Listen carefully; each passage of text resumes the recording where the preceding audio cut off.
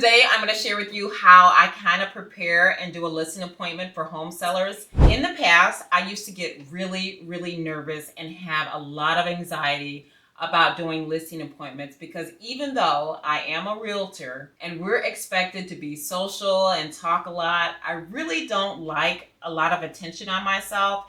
And talking in front of people with all eyes on me would make me feel so very anxious. In the beginning of my real estate career, I felt it was so awkward just trying to sell myself and say how great I am at what I do. It just really wasn't me. But in the last couple of years, I started to kind of change my thinking process. And instead of going into the seller's home trying to prove my worth and sell them on using me as their realtor, I now go into the listing appointment trying to figure out how I can best help and serve the home seller, allowing the seller to do most of the talking and I just be quiet and listen. Don't get me wrong, I still have to talk about my services and I show them a little proof of my track record, but I only talk about myself for just a couple of minutes, and then the rest of the appointment is about listening and helping the seller. So if you are a realtor watching this video, or a buyer or seller, I'm going to share with you how I conduct listing appointments for my home sellers. And maybe you can take away some things that you can use in your real estate business, or this video can help guide you on things you want to look for in a realtor you decide to hire. My name is Cherilyn Williams, a local Chicago area realtor, helping home buyers and sellers build their dreams through real estate. If you gain any value or knowledge in this video, please press the like button and subscribe to my channel. I really appreciate all of your support. So we're going to start from the very beginning. When I first get a call about a seller wanting to list their home, if I have a couple of days before our appointment, I like to put together a pre-listing packet that I will send to them by mail or email. Sometimes this doesn't always work out when I may have to do an appointment within hours or the next day. For me, sometimes that happens a lot when I have to go on an appointment quickly and don't have time to put a pre-listing packet together. But if I have the time, I do. But inside the packet, it will include important information about me and my brokerage company. And I will also include information on how I will market their home, like doing professional photography, sending marketing flyers out into their neighborhood, doing open houses, putting a for sale sign in their yard, client testimonials, and yada, yada, yada. I will also include a CMA of recently sold homes that they can review before our appointment so they can start thinking on what price they want to list their home for. And last, I include a seller's net sheet, which I'll talk a little bit about later. My goal with sending this packet out in advance is for the home seller to read and review this information for themselves before our appointment, so I can really focus on the details of the appointment instead of going over things like myself and my brokerage. Because right when I walk in for the appointment, I want to zone in and really focus on the seller and what their needs and wants are. Another thing I have done when I have sent out a pre-listing packet by email is I've created a very short video introducing myself and my background and thanking the seller for allowing me the pleasure of meeting with them and interviewing me to possibly sell their home. Because of all the amazing realtors out there and they chose me to consider, makes me feel so very appreciative. And I also think by adding a video, it gives a real personal touch and makes it more intimate. And I think it kind of sets you apart as a realtor because a lot of realtors don't do this. And you kind of stay in the seller's mind because you created this really nice personal short video that most realtors don't do. So I think this can really set you apart.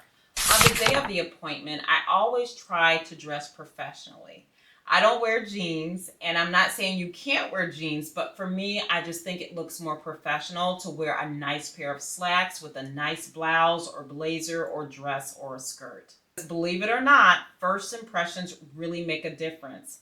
And if this is your first time meeting a seller and being invited into their home, you need to step into their home looking your very best, because they are judging you to see would you be a good fit in marketing their home and how you carry yourself and how you look.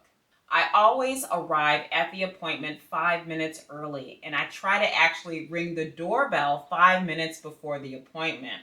Once inside, I ask the seller if we can take a walk around their home. And it is at this time I allow them to speak about everything about their home. This is the perfect time where you can just allow them to talk and you gather information and listen.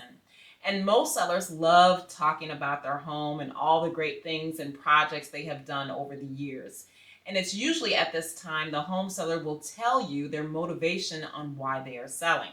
This is the perfect time when I whip out my notepad and I start taking detailed notes and asking questions.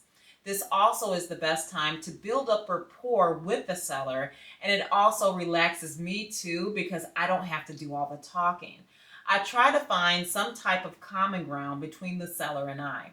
Whether they have a game room in the basement with different posters or pictures of sports memorabilia that we can talk about, or they may have old classic albums by an old record player, we can talk about that. So while we are walking around the home, this is where I just really try to work on building up that rapport and really listening.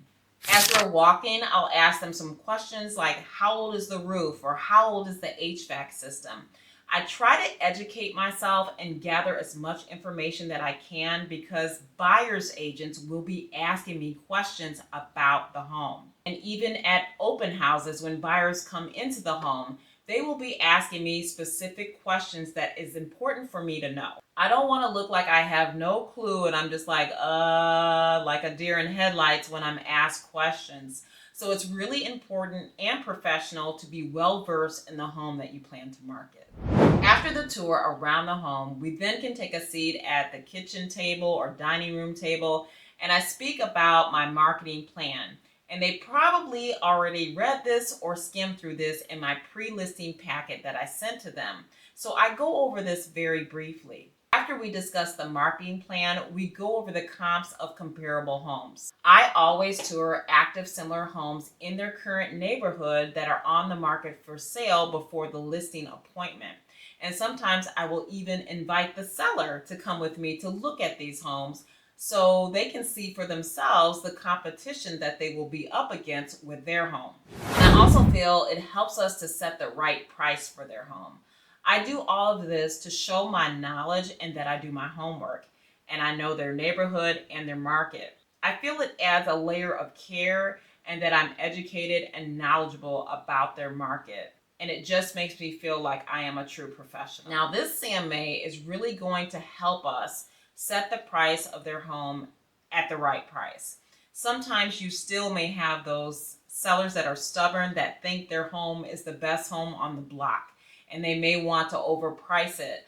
But I try to tell them the disadvantages of overpricing their home, which would be you won't get as many buyers, your home will just sit on the market and become market worn. Usually, if you overprice a home, you end up having to lower the price more than if you had just priced it right from the beginning. However, if they still insist to overprice, I will agree to list it where they want, but tell them, let's see how the showings go for a little while. And if we are not getting a certain number of showings after a certain amount of weeks, we then need to consider lowering the price. Most times, home sellers will agree with this. Next, we talk about expectations and how we will communicate with each other. I try to find out how they want to conduct showings or if they have any time restrictions on showings, if we're going to communicate by email, phone, or text. Now, after we talk about pricing, I then go over the seller's net sheet. The net sheet tells the seller how much money they can expect to receive from the sale of their home once the remaining mortgage has been paid off and any other liens on the property. Also, the net sheet will tell us about the closing costs like title fees, prorated taxes, transfer stamp fees, realtor commissions will be deducted from the proceeds. This is really what sellers want to know, and that's their bottom line. I can't believe that some realtors do not provide a seller's net sheet, but this is so critical for a home seller to know. You can determine with the different buyer offers that are submitted what the seller can expect to net. So this is why a seller's net sheet is so very important. Now, my final topic of the listing presentation is my commission.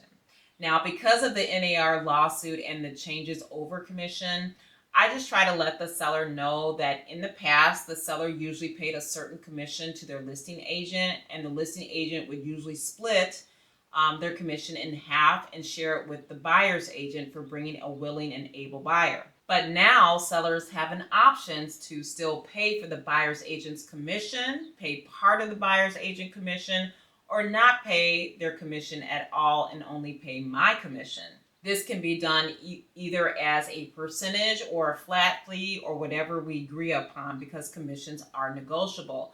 But I let them know that many offers that come in will more than likely be requesting that they pay part or all of the buyer's agent commission. I make them aware that if they decide not to pay the buyer's agent commission, it could lower their pool of buyers and they might not get much interest, because it's really hard for many home buyers to come up with the additional cost of paying their agent on top of paying for their down payment and closing costs. I also explained to them that in some circumstances, we may have some buyers that forego using an agent altogether and may ask me directly to help them write a contract on a home. And if this were to happen, I could charge a small fee to write up a contract for that buyer. In this scenario, I'm not acting as an agent for that buyer or negotiating on their behalf. I'm just merely writing a contract for a fee. If the seller does not agree with this proposal, then I won't do it. So basically, this is a time that I want to be very transparent with the seller on how commissions work, so there are no misunderstandings. Now for me, I have my commission structure set up in packages. So in package 1, I offer all these services for a 2% commission. In package 2, I offer all of what was in package 1 in addition to some other services, and it can just go on. I just feel by having packages, it makes the home seller feel like they have choices and there's no standard or set commission, which kind of got us into the mess with the lawsuit in the first place. Now, this would conclude my presentation, and if they decide they want to go ahead and sign with me to list their home, I will go over the contract with them and have them sign, as well as go over all the disclosures with them and have them sign those as well. Once I leave the appointment, I always send a thank you message along with a package of cookies from my favorite bakery to thank the seller for trusting in me to market their home. And then I get moving on our plan to get this home up and running on the market. If you are a realtor and you have some go-to listing strategies that you use to win sellers, I would love to hear your suggestions and drop them in the comment section below, and maybe we can learn from each other. Thank you for watching.